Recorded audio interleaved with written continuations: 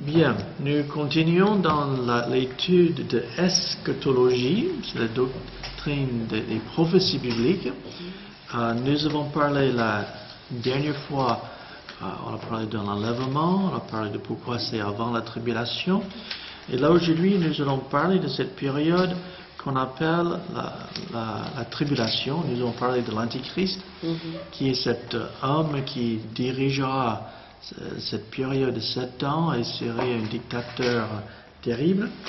Maintenant, quand on parle de tribulation, il faut savoir que dans la Bible, il y a 3, on peut dire, grandes idées différentes qu'on trouve par rapport à ce que c'est, quand on parle des tribulations.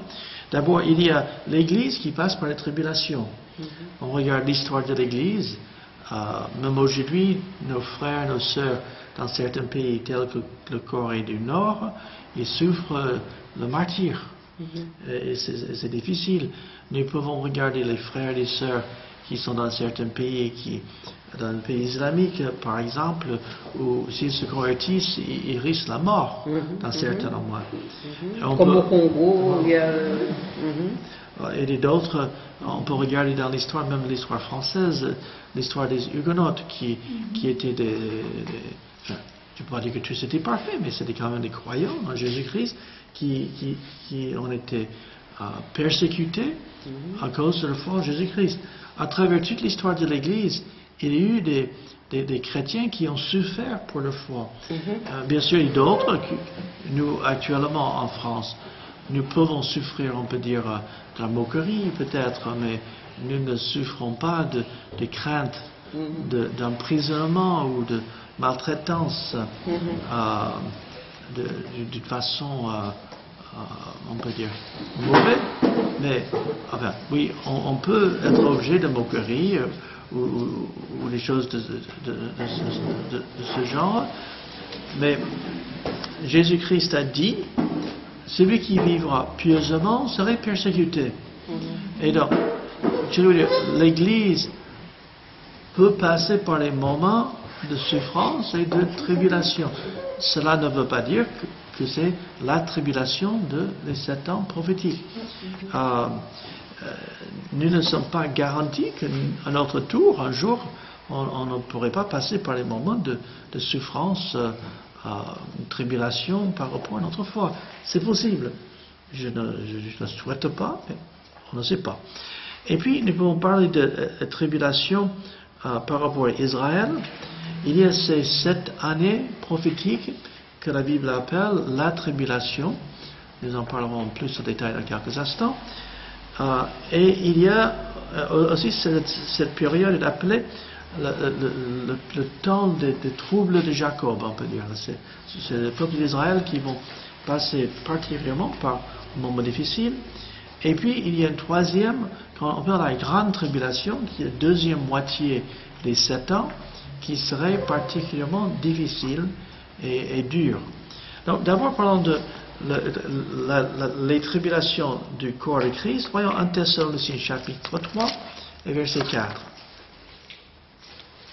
1 Thessaloniciens chapitre 3 et verset 4.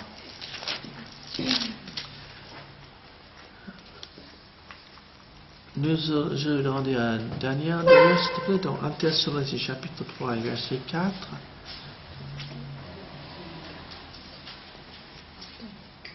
De fait, lorsque nous étions chez vous, nous vous annoncions d'avance que nous allions connaître la persécution. Et c'est ce qui est arrivé, comme vous le savez. Ici, elle parle de persécution. Dans ma traduction, ça dit affliction. C'est le même mot qui est utilisé pour tribulation. Donc, on voit que l'apôtre Paul, en parlant de ces chrétiens à Thessalonique, il leur parle, voilà, il y aura des problèmes, des difficultés. Ceci ne veut pas dire qu'ils sont dans la tribulation prophétique. Mais c'est prévisible que ceux qui n'aiment pas la lumière les gêne, et la lumière peut être, on peut dire, peut souffrir. 2 Timothée chapitre 3 et verset 12. 2 Timothée chapitre 3 et verset 12. Je demande à Dominique de nous lire, s'il vous plaît.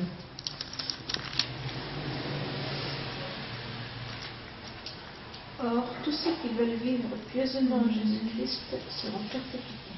Donc, est-ce qu'on peut être plus clair que les chrétiens peuvent souffrir? Il y a ce que moi j'appelle un faux évangile qui est prêché souvent dans certains milieux évangéliques, qui s'appelle l'évangile de prospérité, dans lequel on vient à Jésus-Christ, on n'a plus de problème. Maintenant, c'est certain, quand on vient à Christ, il y a un certain nombre de problèmes qui vont disparaître. Les problèmes qui sont causés par les péchés de notre vie, si le Seigneur nous aide à vaincre ces péchés, ces problèmes-là vont disparaître. Mais que les chrétiens soient persécutés, Dieu ne nous promet pas qu'on serait riche et qu'on va gagner le loto, entre guillemets, sans problème. Sans problème. Mais il promet de pouvoir nos besoins. On a parlé de ça dimanche. Mais ici, si nous voulons vivre d'une façon pieuse, on serait persécuté. Comme dit en France, pour l'instant, merci Seigneur, le pire qui nous arrive en général, c'est les gens qui se moquent de nous. Mais ça, c'est pas notre problème, c'est le problème des autres. Peut-être il peut y avoir des personnes qui ne veulent plus être notre ami parce qu'on ne veut pas participer à certains péchés, par exemple. Mais ce n'est pas, on peut dire, c'est pas anormal que notre foi nous coûte. Voyons Colossiens chapitre 1. Colossiens chapitre 1.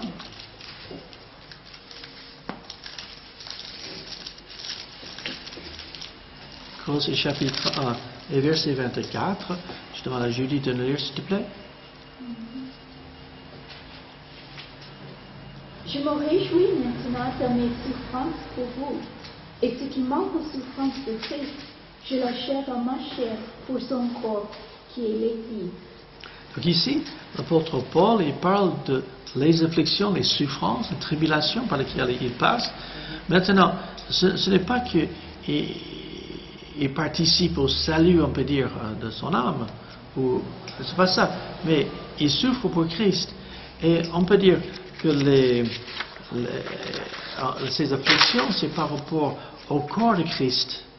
Et en fin de compte, oui, ici en France, nous en profitons d'une certaine liberté religieuse qui nous permet d'exercer notre foi librement. Mais il y a encore dans le monde des chrétiens, comme je dis, le Corée du Nord et d'autres pays, que nos frères et nos sœurs souffrent cruellement. En Corée du Nord, vous savez, selon ce que j'ai compris, si vous êtes chrétien ou chrétienne et on vous arrête, ça c'est mauvais. Mais on ne va pas simplement vous arrêter, on va arrêter vos parents, vos frères et vos sœurs et vos enfants. Et tout ça va être en prison parce que vous êtes croyant. Vous vous rendez compte? C'est grave. C'est assez mauvais que les chrétiens lui-même souffrent, mais on va faire souffrir les autres dans la famille, même si eux ne sont pas croyants. Et c'est une chose qui est terrible.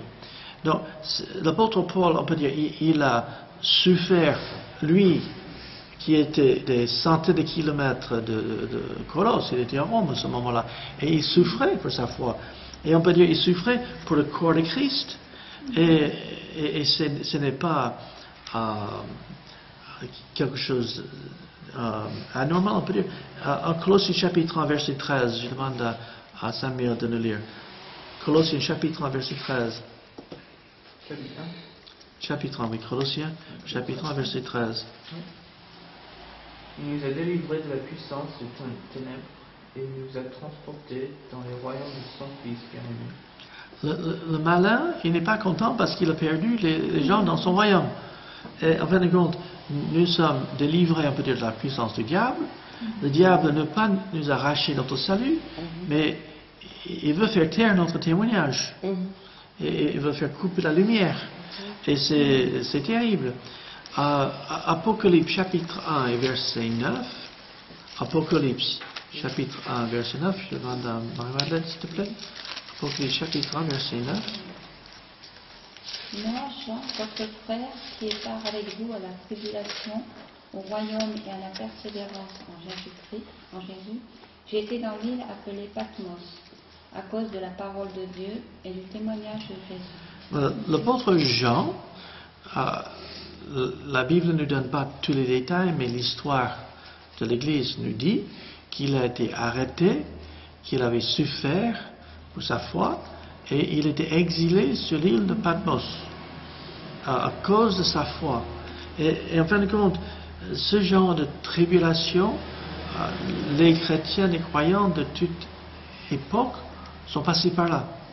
Ça ne veut pas dire que tous sont passés par là, mais donc, cette idée de tribulation pour le croyant, pour le chrétien, oui, il y a des tribulations, des souffrances, des afflictions, mais ça ne veut pas dire que c'est la tribulation de 7 ans prophétique. Parlons maintenant de ça. Voyons Jérémie chapitre 30 et verset 7.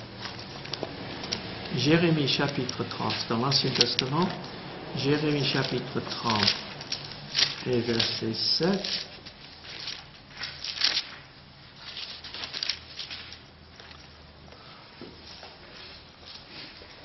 Jérémie chapitre 30, verset 7, je demande à René de lire, s'il te plaît, dès que tu la trouves.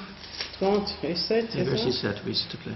Alors, malheur, car ce jour est grand, il n'y a point eu de semblable, c'est un temps d'angoisse pour Jacob, mais il en sera délivré.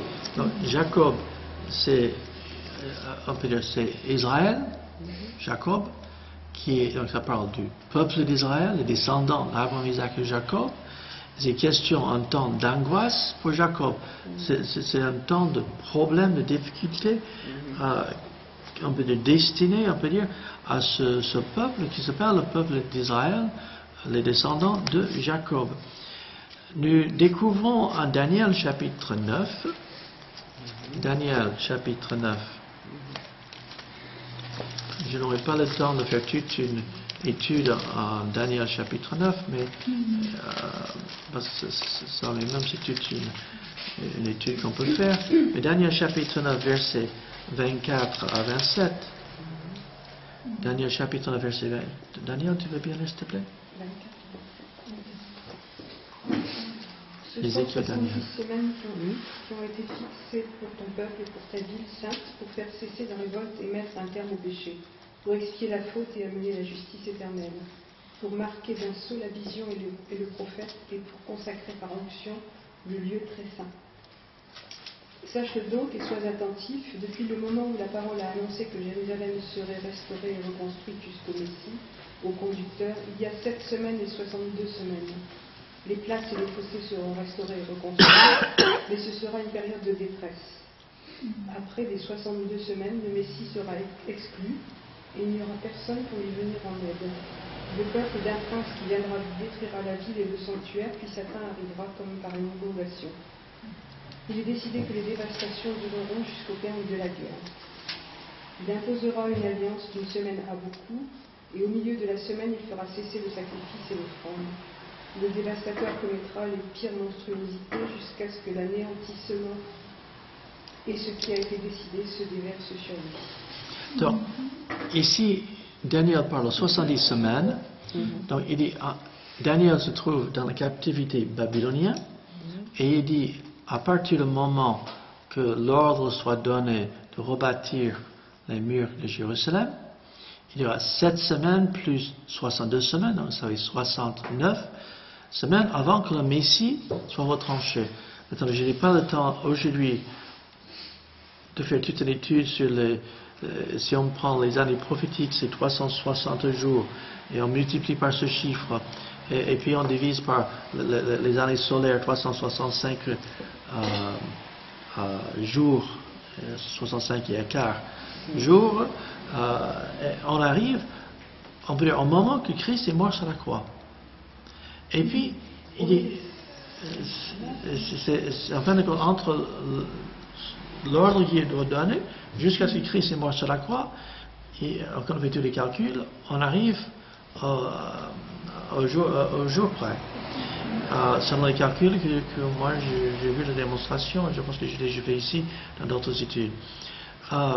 Maintenant, la chose c'est que, après, remarquons que c'est déterminé sur ton peuple, dans le peuple d'Israël, c'est la ville sainte, c'est Jérusalem. Donc, c'est par rapport à Israël et Jérusalem. Mais le jour de Pentecôte, on peut dire, le Saint-Esprit est venu, les gens ont parlé en diverses langues. Pourquoi? C'est un signe de jugement que l'Évangile était donné au peuple du monde entier, de toute langue, de toute nationalité, de toute race, de tout groupe social. C'est donné, c'est pas juste Israël, mais pour le monde entier. Et là, la naissance de l'Église. Et en fin de compte, c'est un peu comme un chronomètre. On va commencer, et puis quand Christ est mort sur la croix, clac, ça arrête. Quand on voit Matthieu chapitre 24, Matthieu chapitre 24, Matthieu 24,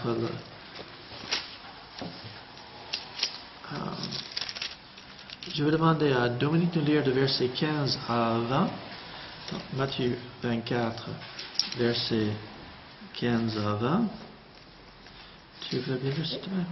C'est pourquoi, lorsque vous verrez l'abomination de la désolation dont a parlé le prophète Daniel, établie en lieu saint, que celui qui lit fasse attention.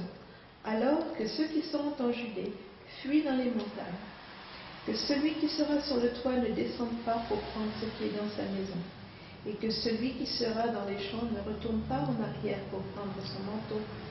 Malheur aux femmes qui seront enceintes et à celles qui allaiteront en ces jours-là. Priez pour que votre fuite n'arrive pas en hiver, ni un jour de sabbat. Donc on voit, voilà, jusqu'au verset 20. Voilà. Donc on voit là, maintenant après c'est le verset 21, car alors la détresse sera grande, la tribulation sera grande. Mais on voit ici que Jésus-Christ place la prophétie de Daniel qui parle de dévastateur de l'Antichrist qui s'établira en lieu saint comme il va s'autoproclamer Dieu. Il place ça à la fin des temps, un temps futur. Autrement dit, ce n'était pas tout de suite. Donc, on voit que Jésus, dans ce passage de Matthieu 24, où il parle de fin des temps, il place ces événements de 70e semaine, la dernière semaine, la période de 7 ans, semaine c'est de 7 semaines qui se passera à un temps futur. Donc, ce n'est pas encore venu. On peut dire l'Église a commencé le jour de Pentecôte et un jour Christ revient chercher son Église. Il y a l'enlèvement. Nous avons parlé de cet événement que nous attendons. Même si on ne sait pas à quel moment ça va y avoir lieu. On peut savoir que dans l'Ancien Testament, ils ne connaissaient pas l'Église. L'Église est un mystère, c'est une vérité révélée par un moment donné aux apôtres, qui était quelque chose qui était inconnu dans l'Ancien Testament. Donc, une illustration que j'ai déjà utilisée, imaginez que vous avez une montagne et derrière vous avez une autre montagne. Des fois, vous pouvez voir le haut de cette montagne et cette autre montagne, mais vous ne voyez pas la vallée entre les deux. Et en fin de compte, il y a la première venue de Jésus-Christ, il y a cette période de l'Église qui est comme la vallée, et puis de l'autre côté, dans l'Ancien Testament, ils voyaient les deux événements, mais ils ne voyaient pas la vallée entre, quand vous regardez les montagnes à distance, c'est difficile de savoir, on a l'impression qu'ils sont côte à côte, mais après, des fois, ça va être des kilomètres entre les deux sommets. Et donc, l'Église était quelque chose qui était un mystère caché jusqu'à la fin des temps. Romains chapitre 11. Romains chapitre 11, peut-être on a déjà vu ce verset, mais on va le revoir. Romains chapitre 11 et verset 25. C'est Julie de lire. Romains chapitre 11, verset 25. 11, 25. Oui. Dans le passage, il parle d'Israël comme l'olivier, et on voit que les branches sont coupées, mais ils sont regreffées. Donc, elles sont Israël qui étaient retranchés, mais qui seraient regreffés. Romains 11, verset 25. Julie, s'il te plaît. Car je ne veux pas, frère, que vous ignoriez ce mystère, afin que vous ne vous regardiez point comme sages. C'est qu'une partie d'Israël est tombée dans l'endurcissement, jusqu'à ce que la totalité des païens soit entrée. Dans la totalité des païens qui vont entrer, parce que c'est sûr tous les païens ne vont pas se convertir. Mais jusqu'à ce que la totalité des païens qui seront sauvés pour l'Église, Israël est mis à côté. Donc, on peut dire cette 70e semaine de Daniel, qui est décrit à la fin des temps, c'est ce temps de l'angoisse de Jacob, qui est appelé aussi la tribulation. C'est une période future qui concerne Israël. Et le but, c'est d'amener Israël à la repentance. L'Église ne passera pas par 7 ans de tribulation. L'Église passe par des tribulations. On peut savoir, maintenant, on a déjà parlé de pourquoi nous croyons qu'enlèvement de l'Église, c'est avant la tribulation. Je ne reviens pas là-dessus aujourd'hui. Mais cette période de 7 ans de tribulation commencera quand l'Antéchrist, comme on l'a vu à Daniel, fera une alliance avec plusieurs pour une semaine. Il va faire une alliance, on peut dire, je pense que la situation dans le monde va être terrible, et il va arriver avec une solution de paix mondiale parfaite. Peut-être même il donnera à Israël le droit de reconstruire le temple, peut-être, on ne sait pas sûr, mais il fera une alliance, et là-dedans, Israël va accepter pendant 7 ans. C'est là le début de ces 7 ans de tribulation. Maintenant, il peut y avoir une courte période entre l'enlèvement et le début des tribulations. On ne sait pas, c'est l'inconnu. On voit entre Christ est mort sur la croix, il est ressuscité, il y avait 50 jours avant le jour de Pentecôte. Il y a eu un petit, on peut dire, période de transition. Et peut-être il y aura entre l'enlèvement de l'Église et le début de la tribulation une période, peut-être que l'Antéchrist, on peut dire, montera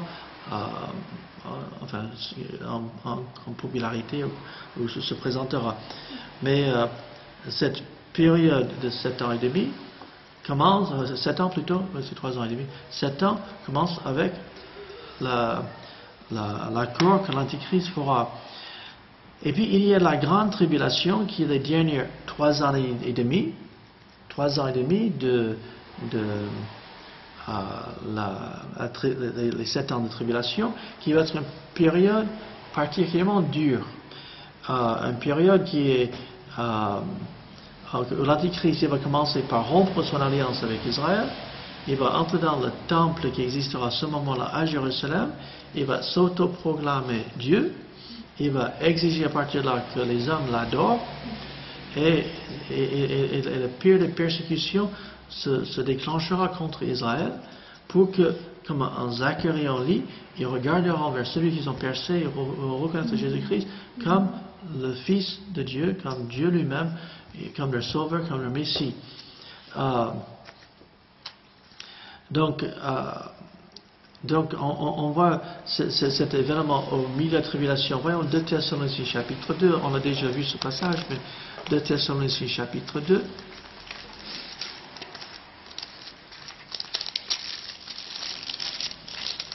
2 Thessaloniciens chapitre 2 et verset 4. Je demande à Samuel de lire, s'il te plaît. L'adversaire qui s'élève au-dessus de tous ce qu'on appelle Dieu ou de ce qu'on adore, il va jusqu'à s'asseoir dans le temple de Dieu, se proclamant lui-même Dieu. Voilà, ça vient d'une lettre, ce qu'il va faire. Et ça se passera au milieu de ces 7 ans de tribulation, et il restera 3 ans et demi. Nous trouvons ce terme dans les prophéties de 42 mois. 42 mois, ça fait 3 ans et demi.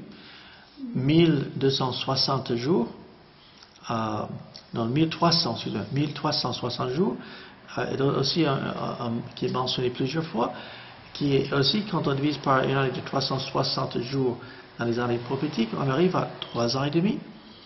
Donc, l'Antichrist, il va faire un certain nombre de choses à ce moment, qui va rendre la vie terrible pour plein de monde. Ce que j'aimerais faire, j'aimerais qu'on regarde rapidement juste une survol rapide de ce que l'Apocalypse nous enseigne sur cette période de tribulation. Chapitre 1 à 3 d'Apocalypse nous trouvons cette église, et lettres écrites aux 7 églises. Là, nous avons la période de l'église. Chose intéressante, quand on prend les 7 églises dans l'ordre qui sont donnés, on trouve que chacune de ces églises correspond au christianisme pendant l'histoire. Et c'est quelque chose qui vraiment vaut la peine d'étudier. On trouve l'église d'Éphèse qui correspond à l'église apostolique.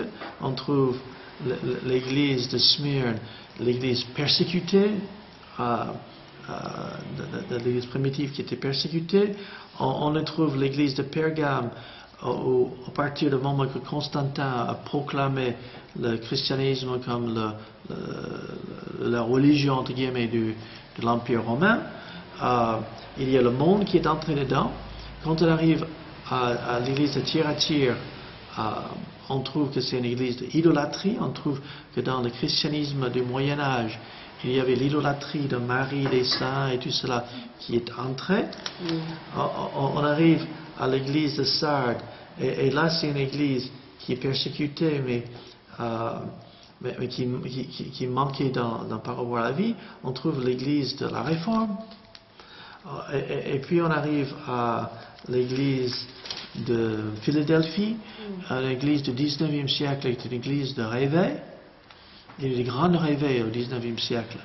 Et puis on arrive à l'église de Laodicée, une église qui est tiède, qui n'est chaud ni froid, qui est mondain et qui pense être riche mais qui est pauvre. Et ça correspond à l'église, la fin de l'église, qui est aujourd'hui, le christianisme aujourd'hui, en grande partie, est caractérisé par la mondanité. Et c'est vraiment un problème. Et puis, on arrive à Apocalypse chapitre 4, et là, on voit que l'apôtre Jean, il dit, chapitre 4, verset 1, après cela, je regarde et voici une porte était ouverte dans le ciel. La première fois que j'avais entendu comme le son d'une trompette qui m'a parlé, il m'a dit, monte ici et je te ferai voir ce qui doit arriver dans la suite. Et là, on peut dire, image ici de l'enlèvement de l'Église, avec l'apôtre Jean dans cette vision, qui est mené au ciel. À partir du chapitre 4, l'Église est au ciel.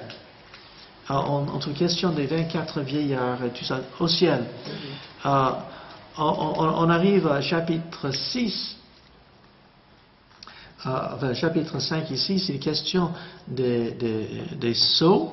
Il y a 7 sceaux.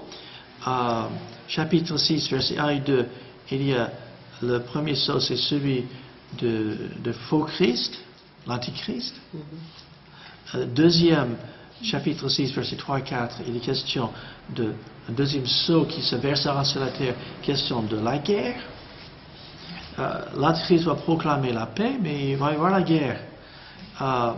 Et il est question même de 10 rois qui leur donnent leur pouvoir. Il y a question de 3 qui sont par la suite, ils sont combattus. L'Antichrist va les combattre et les anéantir. Je pense, c'est mon père qui toujours me racontait que Hitler, au début de son pouvoir, il a pris le pouvoir et puis il a fait tuer tous ceux qui l'ont soutenu, pour les blâmer sur tout ce qui était contre lui, pour éliminer ceux qui étaient contre lui. Et en fin de compte, il n'avait aucune dette politique envers ceux qui l'ont soutenu, et pourtant, il s'en servait pour éliminer ses adversaires. Peut-être que ça simplifie la chose, mais je vois que l'Antichrist va, oui, par les intrigues, par les mauvais coups, il va s'en servir des gens, il va faire la guerre, et ça va être un temps terrible. Troisième sceau, chapitre 6, versets 5 et 6, question de la famine. C'est quelque chose, aujourd'hui, on a la capacité de nourrir le monde entier. Mais la chose, cet été passé, en Amérique, il y a eu la sécheresse.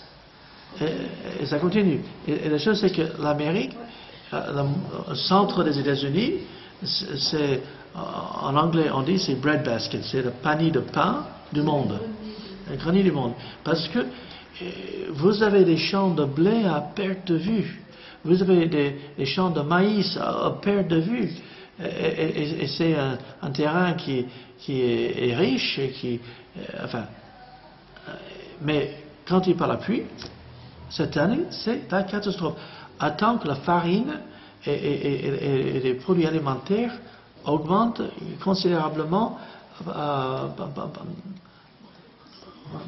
Voilà. Bonjour. Bonjour.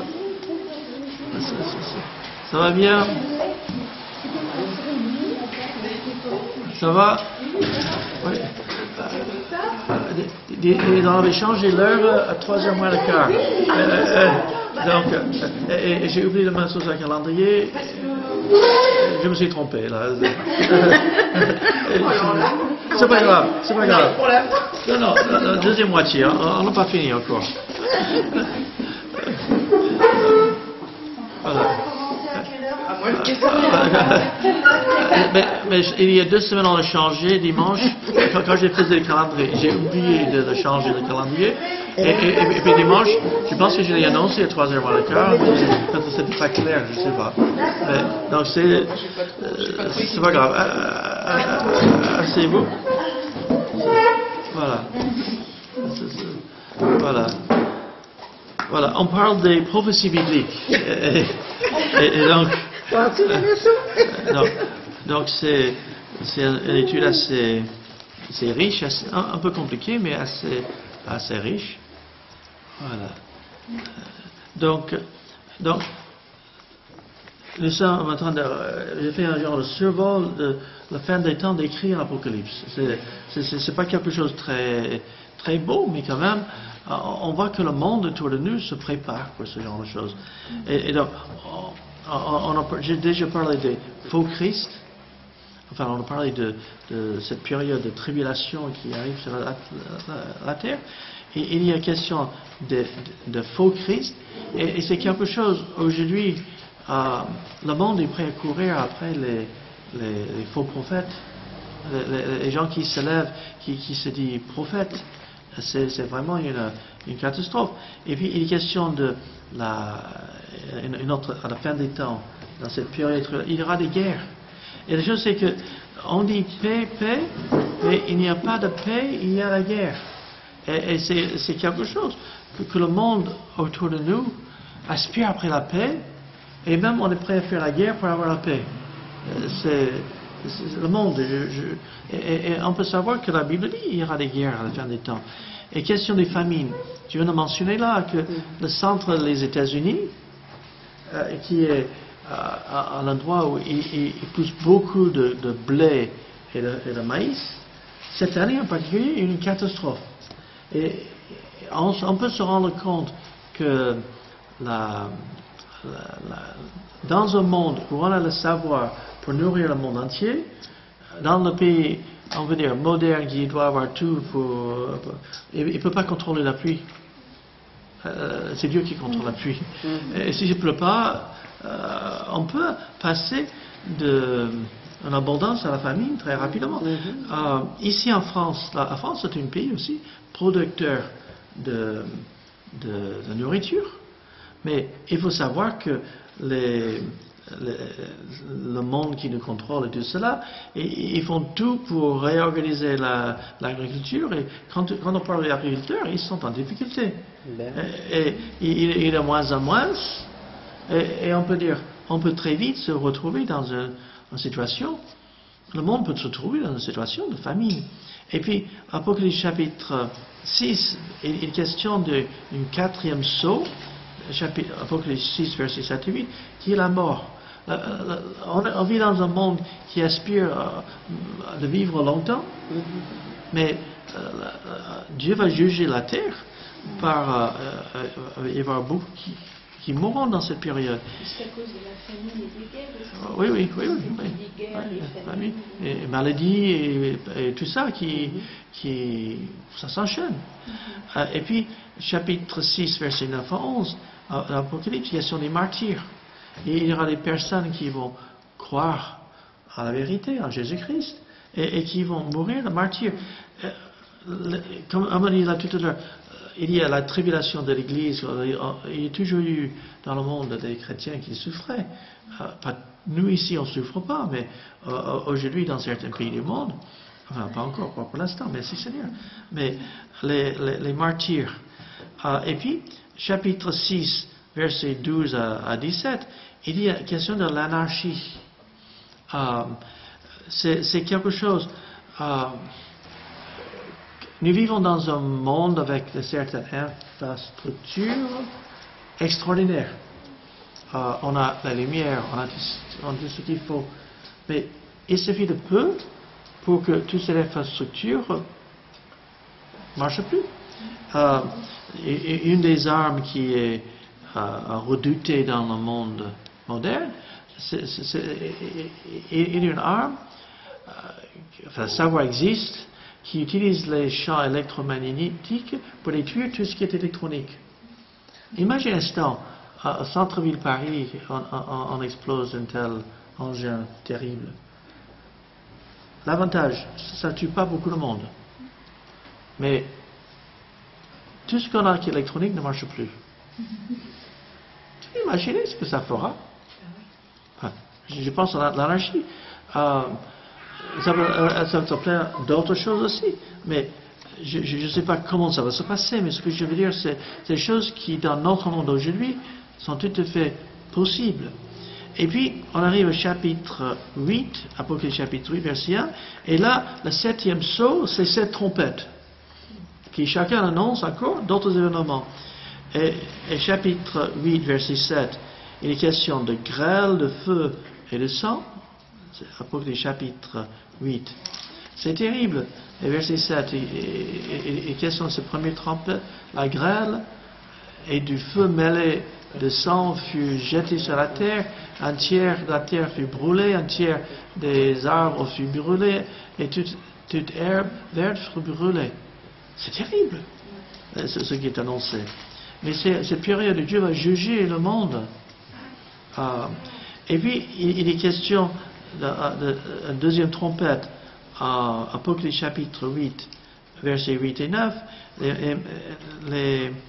les montagnes embrasées qui se jettent dans la mer.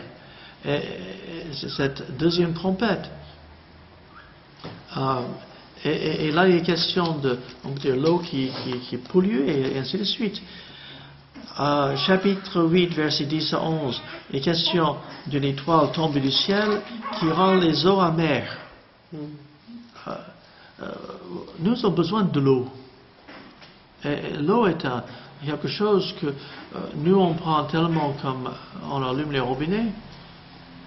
Mais si toutes les sources d'eau devenaient polluées d'un jour à l'autre, c'est un jugement de Dieu encore qui arrive. Chapitre 8, 4e trompette, et des signes dans le ciel, chapitre 8, versets 12 à 13. Les signes, ça parle le soleil fut frappé, ainsi un tiers dans la lune, un tiers des étoiles, afin que le tiers en soit obscurci, le jour perdu un tiers de sa clarté, et la nuit de même. Je regarde, j'ai entendu et ainsi de suite. On voit les choses qui arrivent.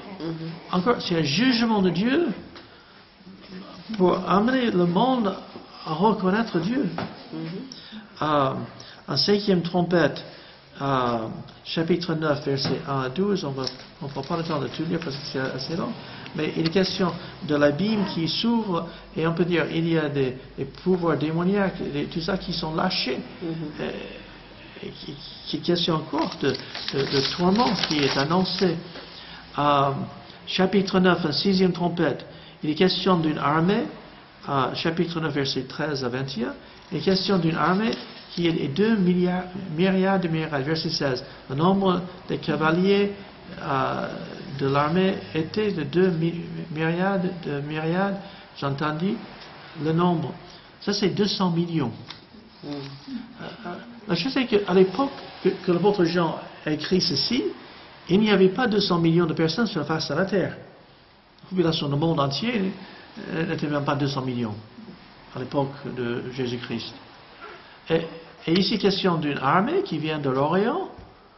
Et aujourd'hui, il y a la Chine, il y a l'Inde, l'Orient, il y a la Chine toute seule est capable de monter une armée de 200 millions de personnes. À l'époque où l'apôtre Jean a écrit ça, c'était impensable. Mais aujourd'hui, on voit que c'est possible. Et puis, chapitre 11, la 7e trompette, il y a l'annonce que Christ va venir. Voilà, donc ça c'est le manuel. Mais pour le monde qui est en révolte contre Dieu, c'est une mauvaise nouvelle, on peut dire. Donc là, on découvre ces trompettes, et par la suite, il y a aussi des coupes qu'on parlera dans un instant. Mais on trouve ces choses qui se passent, qui sont annoncées, qui arriveront. Il est question, chapitre 7, Apocalypse chapitre 7, de 144 000, on peut dire, 12 000 de chaque tribu d'Israël qui vont, eux, être évangélistes, on peut dire, pour Jésus-Christ. 144 000, ce n'est pas des témoins de Jéhovah, je vous assure. C'est pas eux, ça n'a rien à faire avec eux. Ils ont pu piquer ce numéro pour dire que c'est eux, mais ce n'est pas eux. Mais il est question de 12 000 de chaque tribu. Et puis, on trouve au chapitre 11, encore cette question de 42 mois. Donc, 3 ans et demi, 7 ans est divisé en 2, 3 ans et demi. Donc, chapitre 11, verset 2.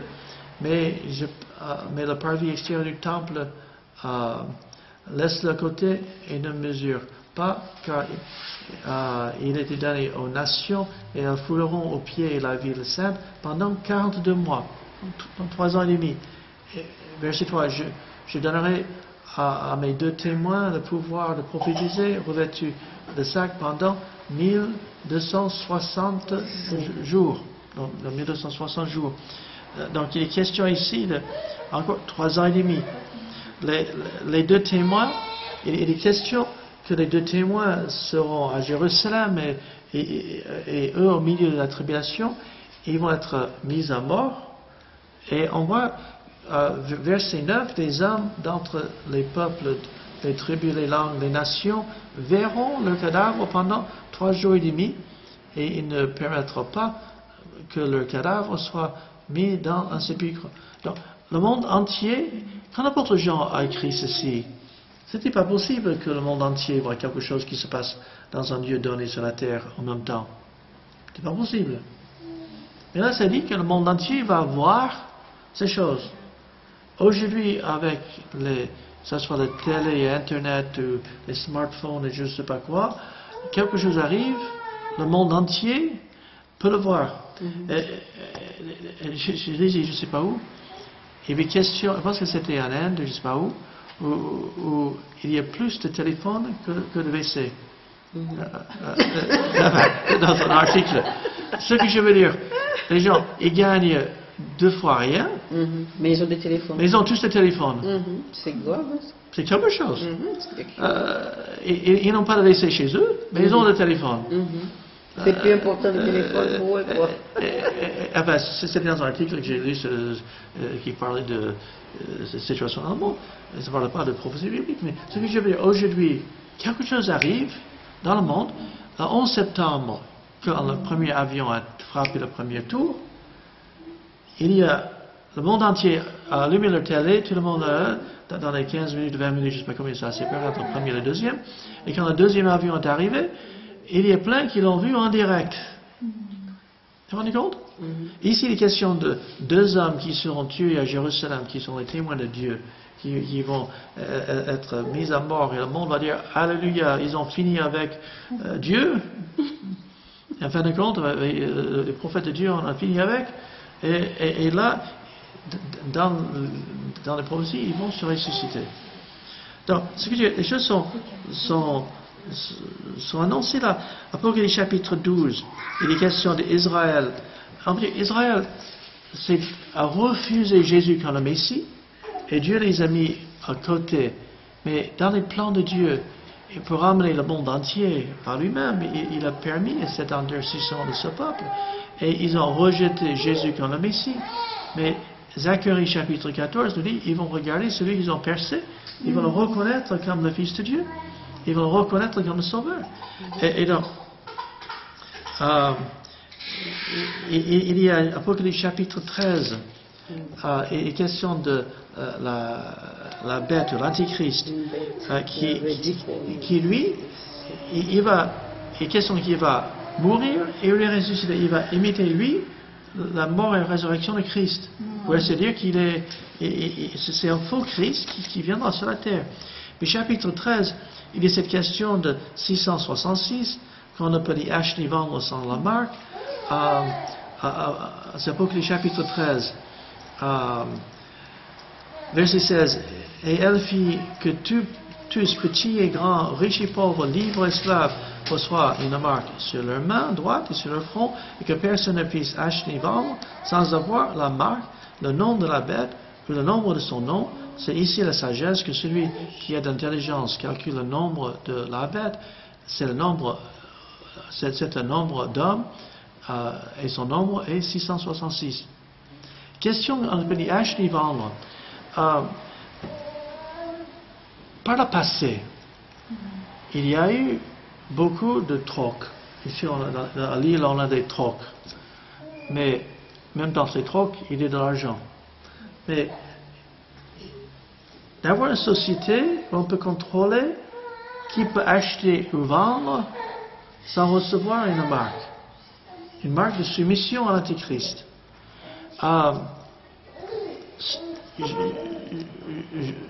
Je vais faire une petite hypothèse. Actuellement, le dollar est un peu la monnaie mondiale.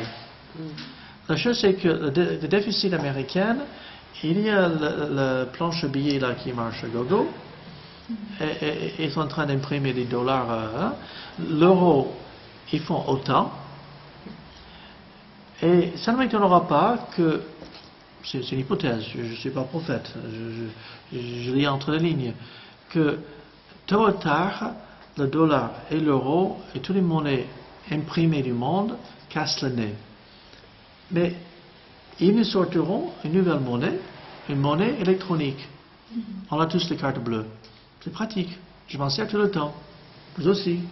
On s'en sert les cartes bleues, on achète. C'est plus pratique que d'avoir de l'argent dans la poche. On s'en sert. C'est une bonne chose.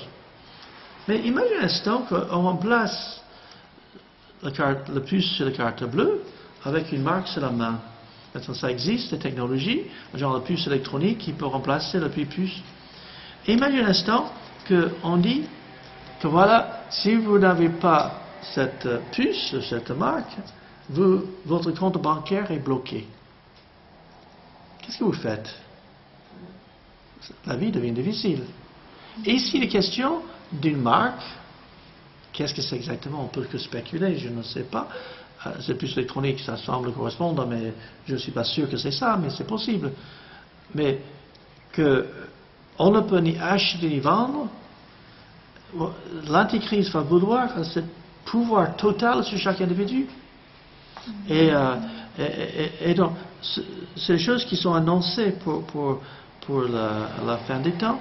Il est question, chapitre 14, de cette grande bataille d'Armageddon qui est annoncée, où le monde entier va, on peut dire, aller. C'est en Israël, il y a une vallée, Megiddo, et cette bataille est appelée Armageddon. On peut dire que le monde entier va se confronter. Mais le but, c'est de punir le monde, le système du monde, parce que c'est la défaite totale du monde qui arrive. Et la chose, c'est que Christ va revenir, et Christ va établir la paix sur la terre. C'est ce qui est annoncé. Il y a 7 coupes qui arrivent dans cette période. Chapitre 16, il est question de ulcère, verset 1 et 2. Chapitre 16, verset 3, il est question de la mer changée en sang. On voit les 10 plaies de Moïse. Une c'était que la Nil est changée en sang. Chapitre 16, verset 4 à 7, les sources d'eau changées en sang. versets 8 et 9 est question du soleil qui deviendrait très chaud. On parle de réchauffement planétaire, mais là, il est le soleil lui-même qui chauffera plus. Chapitre 16, verset 10, nous voyons les ténèbres sur le trône de l'Antichrist. Et il y a verset 12 que l'Euphrate va se dessécher. Je pense que ça va ouvrir la porte pour les armées de l'Est, qui Extrême-Orient, qui vont arriver. Et puis, il est question de la destruction de Babylone. Il faut savoir que Babylone, c'est une image d'abord d'un système politique du monde. Il est aussi question de Babylone la Grande, une question d'une prostituée. Quand la religion se prostitue avec le pouvoir, ou quand il y a l'erreur et la vérité qui se mélangent, c'est l'idée de Babylone, on trouve cette idée de mélange de bon et de mauvais. Et en fin de compte, Babylone la Grande va être la capitale de l'Antichrist. Maintenant, certains, il y a des hypothèses différentes. Je connais un homme qui pense que c'est New York. Je sais pas. J'ai entendu d'autres qui pensent que c'est Rome. J'ai entendu d'autres qui pensent que la ville de Babylone en Irak serait reconstruite comme une capitale mondiale. Déjà, Saddam Hussein travaille pour le reconstruire. Je ne sais pas d'où ça va être. Exactement. Enfin, je sais que Rome serait impliquée là-dedans dans le sens qu'il est question d'une ville sur cette colline. Et Rome est sur cette colline. Le Vatican. À savoir, mais on peut savoir que Dieu va juger cette prostituée et ça va être quelque chose de terrible. Donc là,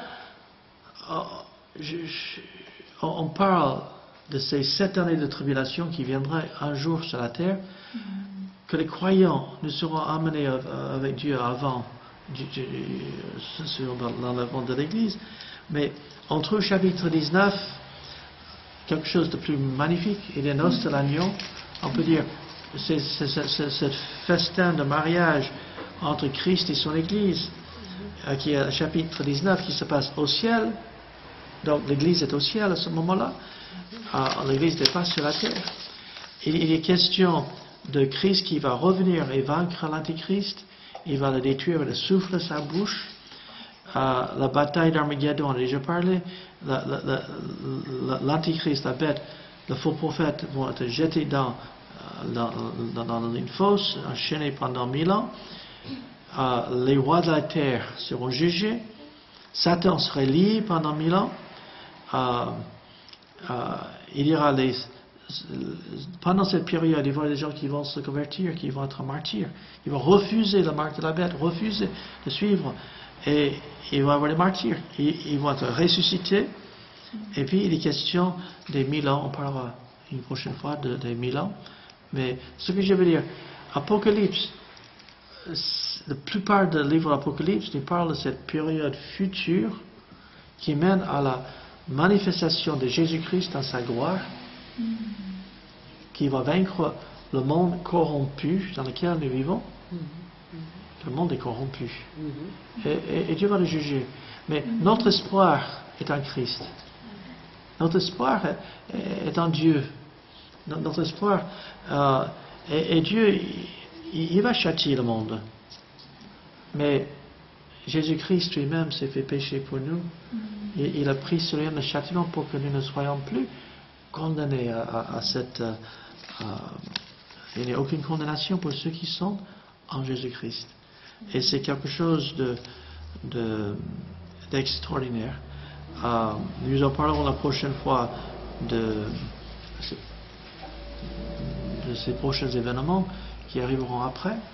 Mais on peut savoir que ces choses sont écrites pas pour nous effrayer, mais pour nous prévenir de ce qui arrive. C'est pas fait pour nous décourager, mais pour nous encourager. Parce que quand on se rend compte que le monde dans lequel on vit, un jour, Dieu va le juger. C'est pas nous le juger, c'est pas notre rôle. Mais le jour que Dieu va mettre de l'ordre, il y aura la justice. Nous voyons des fois des choses qui sont injustes. Et on dit, et Dieu, pourquoi? Mais un Dieu va juger. Et il va mettre les pendules à l'heure. Et ce serait autre chose. Et malheureusement, ce qui est annoncé n'est pas très beau, mais il faut savoir que Dieu, il est juste et droit et puissant, et il va faire justice. Et même quand nous, des fois, on voit des choses qu'on ne comprend pas. Bien, on va s'arrêter là. La prochaine fois, nous parlerons de Millénium, de règne de Christ, de Nouvelle Jérusalem, Nouvelle Terre, les choses que Dieu prépare pour l'éternité, et qui est là. Aujourd'hui, c'était un peu... La tribulation, c'est pas quelque chose de très agréable. Mais quand on voit ce que Christ prépare pour l'éternité, alors là, c'est beau. Et donc, la Bible nous dit les choses telles qu'elles sont. Voilà, on va prier. Notre Père, nous voulons te louer parce que toi, tu es glorieux et que tu es bon. Et merci, notre Père, parce que tu nous annonces ces choses. Tu nous annonces ce qui arrivera à la fin des temps. Et Seigneur, nous voulons te louer parce que nous pouvons te faire confiance en savoir que tu diriges. Et qu'un jour, tu jugeras le péché dans ce monde et que tu établiras la justice. Merci, notre Père. Au nom de Jésus-Christ. Amen. Amen.